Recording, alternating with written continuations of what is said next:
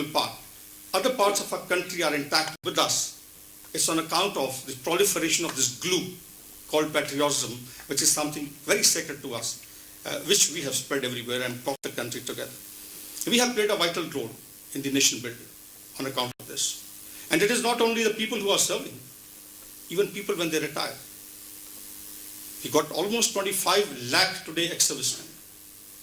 Large number of Veeranari, large number of widows, large number of family members of these soldiers of ours who superannuated. And they go back into the environment with some of these beautiful core values. And they play a vital role again in further binding us together into this beautiful nation of ours called India. Right? The other core values which I often talk about and I underscore, which have been inherited, imbibed from our society, is the integrity. Next one. Integrity, what we call about doing the right thing morally and legally. And mind you, this gets into even into the domain of our use of force. When you talk of the moral and legal constraints, these virtually govern our every action, not only during peacetime, but even during war. We uphold the Geneva Convention, we uphold the international rules and laws on war fighting. And of course, in our internal security domain, when we get involved, we scrupulously carry out people-friendly operations. We are mindful of the problems the locals are facing. We understand what is the center of gravity. We understand how the terrorists operate, how they intimidate the population. And therefore, when we do these operations, our endeavor always is to bring about that yearning for peace, augment the civil control rule of law through our people-friendly operations. So therefore, integrity from the point of view of doing the right thing legally and morally is something which is enshrined, which is virtually part and parcel of our conduct. And for that matter, even when you talk of the conventional wars, our conventional wars, we do not just fire from the hip and start off with the use of force. Legitimacy is something very important as part of jus et bellum. Justification for war, a Latin term to justification for war. There are other ingredients of jus et bellum, but I don't intend talking about it because they're not relevant to this subject. The only thing relevant is legitimacy. So legitimacy, doing the thing rightly, correctly, which is morally, is something enshrined. It is embedded in our psyche. And that's how we conduct ourselves. The other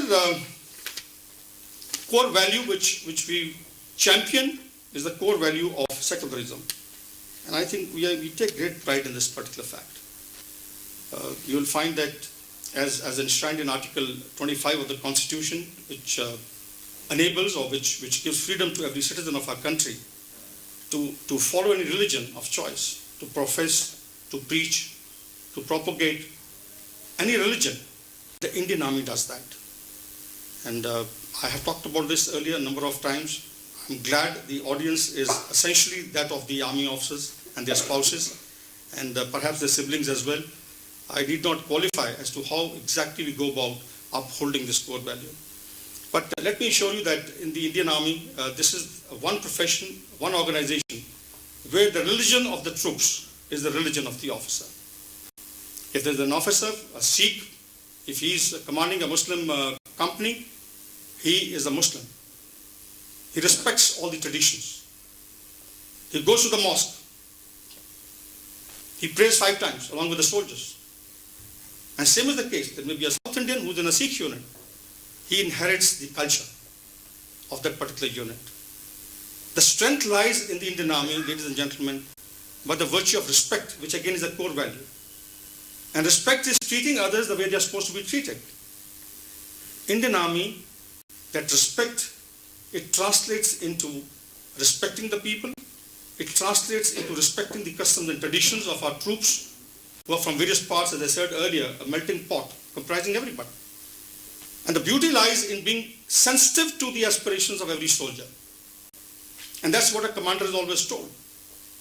A commander is told he may be commanding a unit of 100 people, of 1,000 people, but each individual by that commanding officer is treated as an institution who is dealt with accordingly, individually and collectively.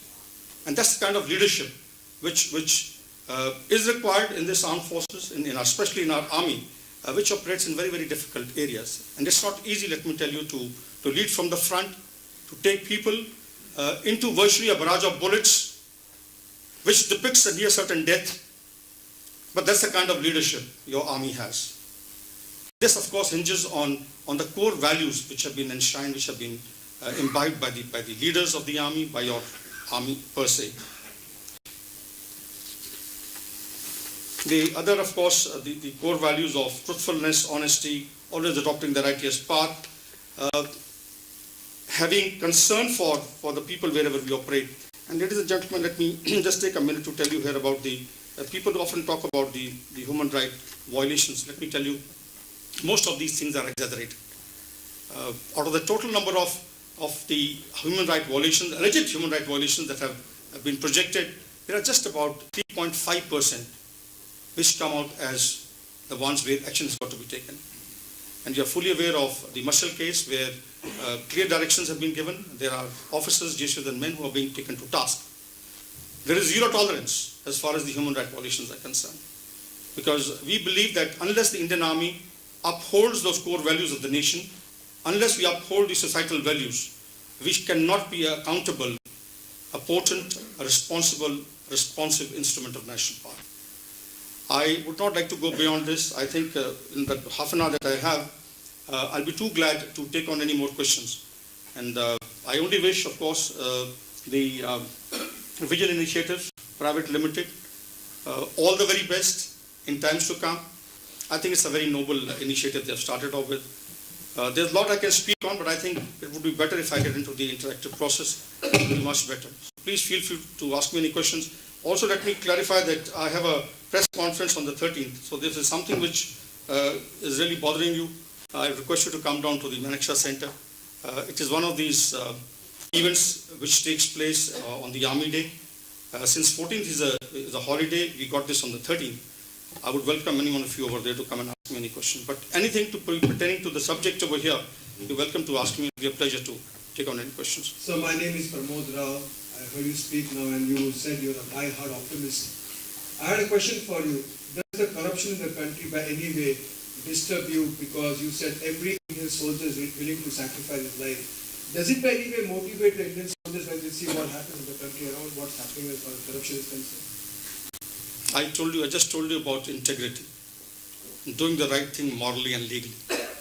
So anything which is not done correctly, both keeping in mind the morals, both keeping in mind the legal position, we have no tolerance for that. And I fully understand we are part of the society, we are a subset of the society. Today, this is a bane. This is something we all have got to collectively fight and to make sure that there is no corruption in our country. Because that retards the growth. That takes away your focus from this very beautiful theme of ideas in India. And I fully agree with you that this is something which bothers me. But yes, I have a sphere to operate in.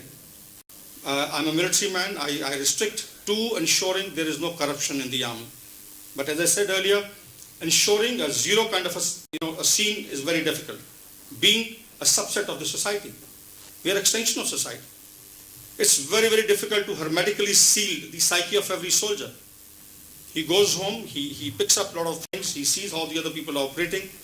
He tends at times, the reckless impulses at times do take him astray. But ladies and gentlemen, it's the endeavor of every leader of the Indian Army to make sure these people are kept on the right path, right track, given correct values, reminded of correct values.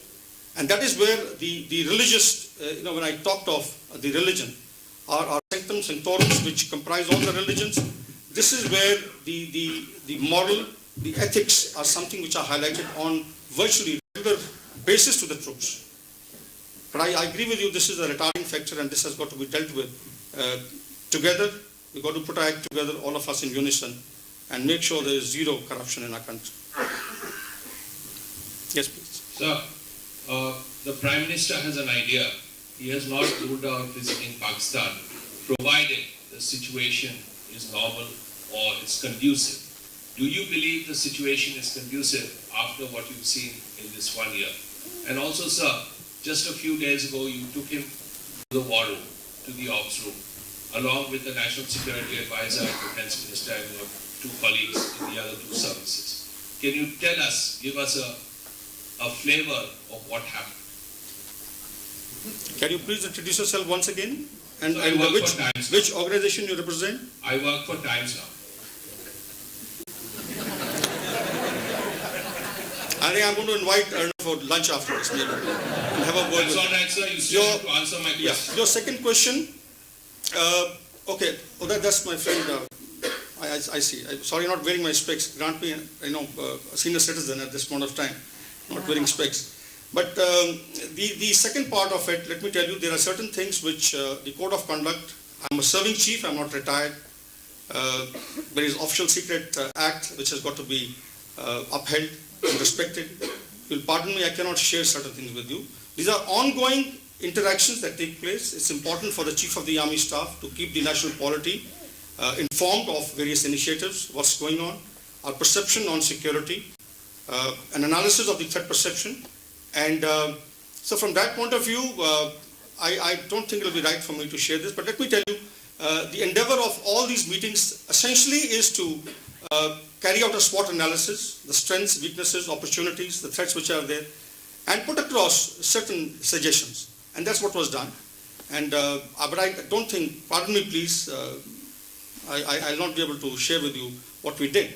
But getting on to the point of, you talked of Honorable Prime Minister. Again, as a principle, I do not ever comment on any member of the national polity, any political leader. I would not do that. But yes, let me tell you, if you have to see conceptually the interaction with Pakistan, I fully understand what's in your mind.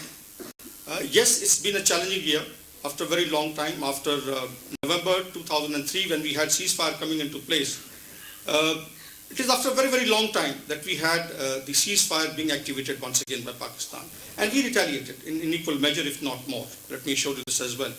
And let me also invite the attention of all of you over here to the GOTV of Pakistan of 23rd December, where they brought out very categorically the 10 casualties, including one officer they have suffered. So in other words, what I'm going to tell you is that your troops on ground, your army on ground has retaliated in equal measure, if not more. Let me show you this. That's one point. Now, the other thing is, remember that when you engage nations, this is a part of national strategy. A nation aspires, every nation aspires to find its rightful place in the community of nations. Every nation aspires to be a regional power, a global power, or find its place in this arena. And this is done through attainment of a comprehensive national power, as I brought out, and also engaging various players of the environment. So this engagement which is over there, it is at the strategic level. And remember one thing, that negotiations must go on. You've got to interact. You do put across your grievances, you put across your points which are not good enough. But remember something, that ultimately, in any strategy at the national level, any grand strategy of a nation, the military strategy is always subservient to the political, diplomatic strategy of the nation. It's an instrument of last resort. The other elements, economic, informational, political, diplomatic, have to continue to engage, and so does the military, on need-to-know basis, on as required basis.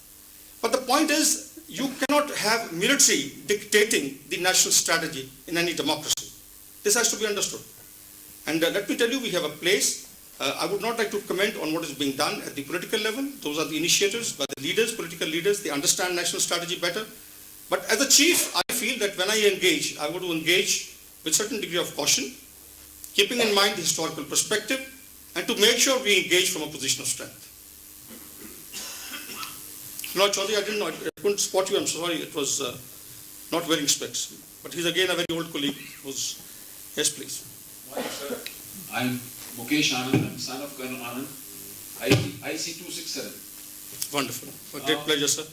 I'm here basically for two reasons. One aspect you spoke about is the 2.5 million veterans, wounded soldiers and the brave hearts. On this day, on January 2000, I launched a project called Mission Vision.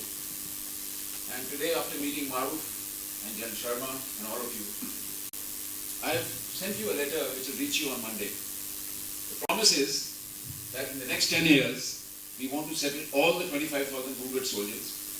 We want to settle at least 25% of the veterans. What I need from you is go ahead. He won't stop you. I don't want any title. I just want to ask you one thing. Is the army willing to kind of privatize rehabilitation? Reason being, your basic priority the country gives you to defend the country. The rehabilitation part has to be left to the 500 corporate houses who are willing to do it. May I ask you this question, that will it be allowed, can I get the corporates, the top corporates of this country to come and tell the army headquarters that here are we will settle your wounded soldiers in the next service. I just want your permission and comments on this. I generally give permissions on file. Anyway, that's a light side. A good question, but let me tell you one thing. I treat my ex-servicemen as part of my extended family. First thing is that. And therefore, it's my bounden duty to make sure that they get resettled once they superannuate, they get good jobs, they have their livelihood, their esteem needs are addressed. And that is one reason you would have seen that in the 7 key areas that I have defined when I took over as the chief, one of the key areas is the welfare of ex-servicemen, Veer Naris and widows. And I have worked towards this very assiduously, let me tell you this, very diligently. And we made tremendous headway in this regard. Let me also tell you this. Whenever I go and meet the Honorable Chief Ministers of various states, the only request I put forward is, what all jobs can you give to my ex-servicemen? And let me show you, there is tremendous cooperation that is coming from all the state governments. First point. The second thing is that when ex-serviceman takes on a government job second time, he is entitled to a second pension. Therefore, my endeavor is also to give them second opportunity to serve, maybe in DSC or any other organization which is governmental, which will enable them and their spouses, when they, of course, pass away, the second pension. That is, I'm told, recently also been announced by the Chief Minister of Haryana. I was told this morning by my ADGPI. But we have this system which is going. But yes, you are great partners. I would say, prima facie, I would say that you're a welcome partnership. We would like to develop with you. But I have my AG over here. I'll leave it to him. He's also General Anand, unless he's your relative and is propagating this.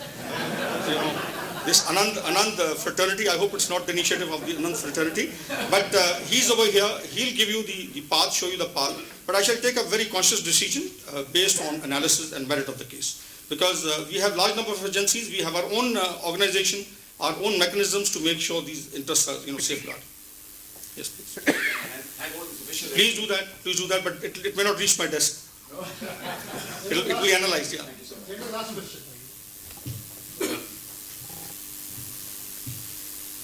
Morning, sir. Colonel Prem, retired. Sir, like India today is sort of seeking the same or facing the same kind of problems and looking at the same kind of, shall we say, values, which, as you said, the army has been espousing always.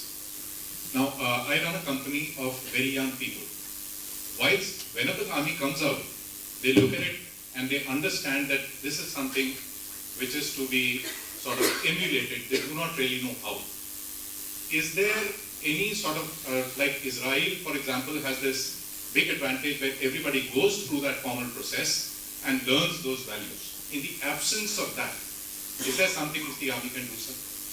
Yes, we have a very beautiful organization called National Cadet Corps. And let me tell you, it's through, again, very, very concerted efforts on the part of my staff that NCC has been made an elective in all the schools and colleges.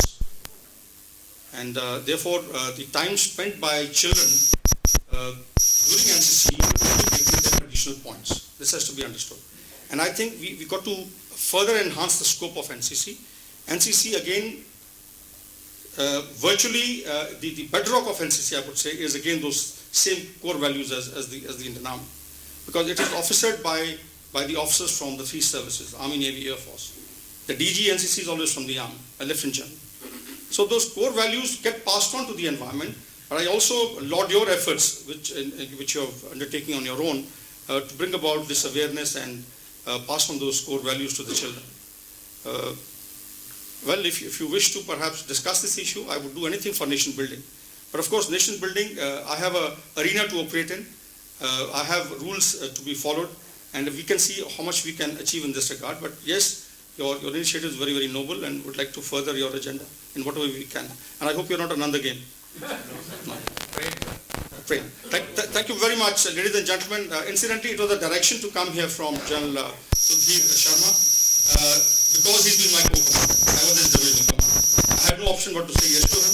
But let me tell you, both him and Maruf Raza are gentlemen, soldiers of substance, with very, very well-ripened mental faculties, and I think they'll do wonders for the country through this initiative. God bless you all. Jai Hind.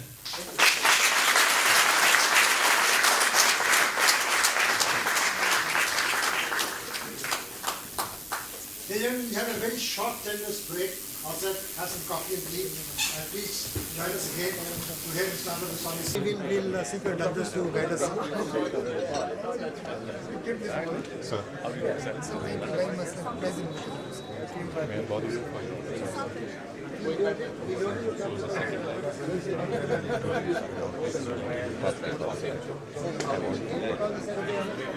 Ram is coming, I'll come. I'll love to listen to this.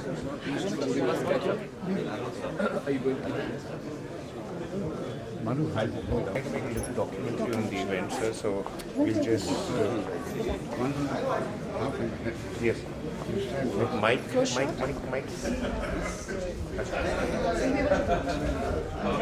So you've just been kind enough to inaugurate the event. You've spoken and you've already got a lot of minds going on what is India. So how would you summarize that we need to, how should we take this event forward? How did you take this initiative? My honest congratulations